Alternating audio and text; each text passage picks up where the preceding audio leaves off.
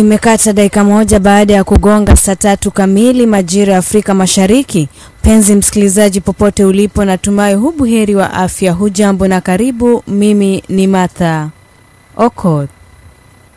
001 FM uketi mbamba.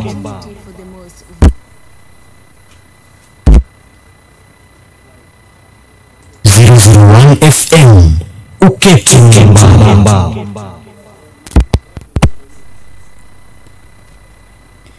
Tume ya maadili na kupambana na ufisadi EACC imerejesha kipande cha ardhi chenye dhamani ya shilingi milioni 4 za Kenya kilichonyakuliwa katika eneo la kifahari la Roresho jijini Nairobi. Kwa mujibu wa taarifa iliyotolewa na tume hiyo, ardhi hiyo ilikuwa sehemu ya mali ya umma iliyonyakuliwa kinyume cha sheria na watu binafsi kwenye ushawishi mkubwa serikalini. Kwa mujibu wa EACC, uchunguzi uliofanywa kwa muda mrefu ulibaini kuwa stakabadhi za umiliki wa ardhi hiyo ziligushiwa na kutumika kualilisha uuzaji haramu wa ardhi hiyo kwa watu binafsi. Hatua za kisheria tayari zimechukuliwa dhidi ya washukiwa wakuu wanaohusishwa na sakata hiyo. EACC inasema kuwa kurejeshwa kwa ardhi hiyo ni shahidi kuwa mapambano dhidi ya ufisadi yanaendelea kwa nguvu, na inatoa wito kwa wananchi kutoa taarifa kuhusu visa vya unyakuzi wa ardhi na mali nyingine za umma. Kwa sasa EACC inaendelea na uchunguzi juu ya mali nyingine za umma ambazo zinaripotiwa kuwa ziliibiwa na kunyakuliwa, huku ikiahidi kuwa kuna atakayesazwa katika vita dhidi ya ufisadi. 001 FM uketi mbamba. Kwa mujibu wa taarifa iliyotolewa na mwanae Mukoma wa Ngugi, profesa huyo aliitaka mwili wake uchomwe moto na si kuzikwa kwa njia ya kawaida. Mukoma alisema kuwa familia inaheshimu maamuzi hayo kama yaliyotamkwa na baba yao kabla ya kifo chake. Profesa Ngugi wa Thiong'o alifariki mapema mwezi uliopita akiwa na umri wa miaka Profesa Ngugi wa Thiong'o alifariki akiwa na umri wa miaka 86 na alikuwa akiishi Marekani ambapo alikuwa profesa katika chuo kikuu cha California. Fasihi zake zimekuwa zikiathiri vizazi vingi barani Afrika na duniani kote, na uandishi wake ulioegemea katika kupigania lugha za Kiafrika na kupinga ukoloni wa kimawazo. Miongoni mwa kazi zake mashuhuri ni pamoja na A Grain of Wheat, Petals of Blood na Decolonizing the Mind, ambazo zimekuwa mihimili muhimu katika mtakabadhi wa fasihi ya Kiafrika na ukombozi wa kitamaduni. Hadi mauti yake, Ngugi alikuwa akiheshimika kama mmoja wa nguzo kuu za fasihi za Kiafrika, na miongoni mwa wachambuzi waliotetea matumizi ya lugha za asili kama Kiswahili na Kikuyu katika fasihi na elimu. 001 FM uketi mbamba. Katika hali ya kushangaza na inayotikisa sekta ya afya, muuguzi mmoja katika hospitali ya Kisii yuko mkononi mwa polisi baada ya madai ya kushiriki kwenye njama ya mauaji dhidi ya mzee mmoja mwenye umri wa miaka 82. Kwa mujibu wa maafisa wa usalama, muuguzi huyo anadaiwa kushirikiana na watu wengine katika njama hiyo ambayo ilifeli kutekeleza kufuatia ufuatiliaji wa karibu wa maafisa wa upelelezi. Inadaiwa kuwa muuguzi huyo alijaribu kutumia nafasi yake ya kazi kutekeleza mpango huo, jambo ambalo limezusha hofu na maswali mengi kutoka kwa familia ya mhanga na jamii kwa ujumla. Mamlaka imedhibitisha kuwa uchunguzi bado unaendelea, huku mshukiwa akitarajiwa kufikishwa mahakamani hivi karibuni. Wamewataka wananchi kuwa watulivu na kutoa ushirikiano wa kutosha katika kusaidia kukamilisha uchunguzi huo. 001 FM uketi mbamba. Mahakama Kuu imeamuru maafisa wawili wa hazina ya kitaifa kurejesha kiasi cha shilingi milioni 39 walizopokea kama posho zisizo halali bila idhini ya tume ya mishahara na marupurupu SRC. Kwa mujibu wa uchunguzi uliofanywa na tume ya maadili na kupambana na ufisadi EACC, malipo haya yalifanyika kati ya mwaka wa 2020 na mwaka wa 2022 zisizobainika kikamilifu. Mahakama imebaini kuwa maafisa hao walijilipa fedha hizo kwa njia za udanganyifu bila kufuata utaratibu wa kisheria wala kibali kutoka kwa SRC.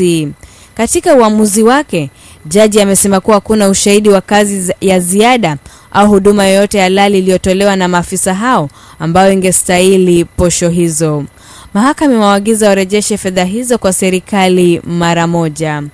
Tume ya EACC imepongeza uamuzi huo wa mahakama kuu, ikisema kuwa ni hatua muhimu katika kupambana na wizi wa mali ya umma na kuwaonya maafisa wa serikali wanaotumia nyadhifa zao kujinufaisha kwa njia zisizofaa.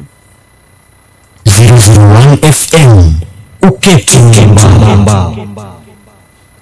Katika uamuzi wa kihistoria, mahakama imeamuru kuwa mgao wa fedha wa mwaka wa 2024 na mwaka wa 2025 usitolewe tena kwa mashirika ya kitaifa pekee, bali ugawiwe pia kwa kaunti mara moja. Hii ni kufuatia hatua ya Agosti mwaka wa 2024 ambapo ruzuku ya masharti iliondolewa kinyume cha katiba. Kadhalika, mahakama imeagiza kuwa sheria ya bodi ya barabara ya Kenya ya mwaka 1999 pamoja na sheria ya barabara ya mwaka 2007 ifanyiwe marekebisho ndani ya miezi 12 ili ziambatane na katiba ya sasa. Mashirika ya kura mamlaka ya barabara za mjini na kera mamlaka ya barabara za vijijini sasa yamepigiwa marufuku kupokea fedha za RMLF kwa barabara zilizo chini ya mamlaka ya kaunti. Waziri wa barabara pamoja na mwanasheria mkuu wa serikali wameagizwa kufanya uhakiki mpya na kuainisha rasmi ni barabara zipi ni za kitaifa na zipi ni za kaunti ili kuondoa mizozo ya mamlaka. Kwa kuongezea, mahakama imeweka zuio la kudumu dhidi ya majaribio yoyote ya siku zijazo za kuondoa kanti katika mgao wa fedha hizo muhimu za matengenezo ya miundombinu. Ni hatua inayotajwa kuwa ushahidi mkubwa kwa serikali za kaunti na ugatuzi kwa ujumla, ikizingatiwa kuwa fedha hizo ndizo uti wa mgongo wa matengenezo ya barabara mashinani. 001 FM uketi mbamba.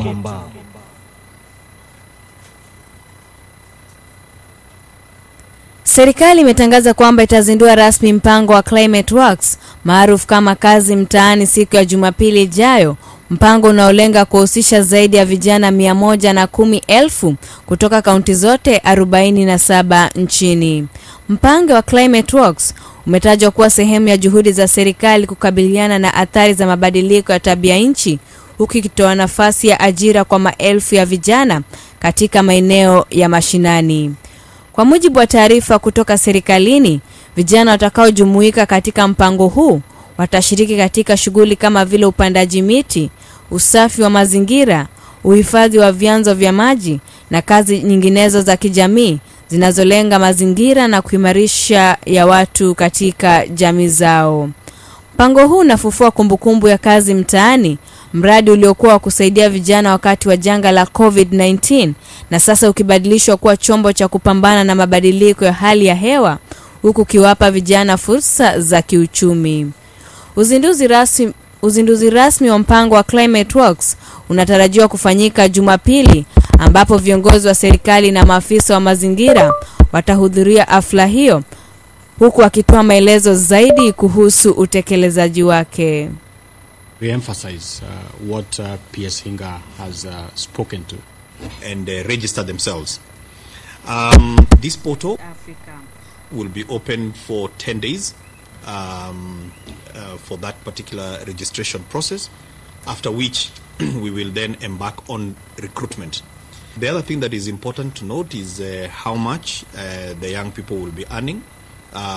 It will be sort of a daily wage of 500 shillings per person. There will also be supervisors, who are going to come from the NYS largely, and the supervisors will be paid 550 shillings a day.